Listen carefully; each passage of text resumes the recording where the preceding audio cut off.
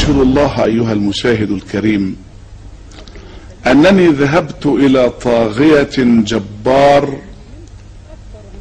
كان قد آل إليه شيء من السلطان في مصر.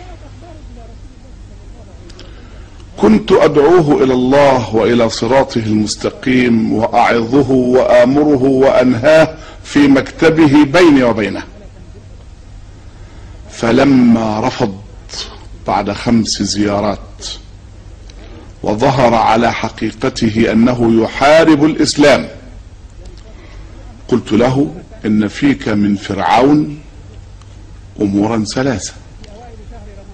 قلتها وأنا أظن أنني أقتحم عليه عزته، فإذا هو يفرح لأنه وصف بأنه فرعون. قلت له: فيك من فرعون أنك تتسلط على القلوب فلا ترى لها حقا في أن تؤمن إلا بإذن منك، والإيمان يتكئ على الدليل والبرهان ويفرض نفسه على القلوب. وفرعون يقول: آمنتم له قبل أن آذن لكم. سخافة في التفكير وسطحية في فهم الأمور.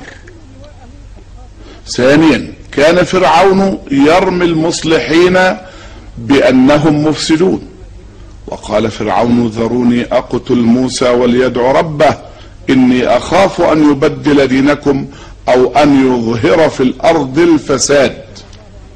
إمام المفسدين يخاف من نبي رسول كريم من أولي العزم كلمه الله تكليما يخشاه أن يفسد في الأرض، وهو سيفسد عليه سلطانه، ويقول: إنه لكبيركم الذي علمكم السحر.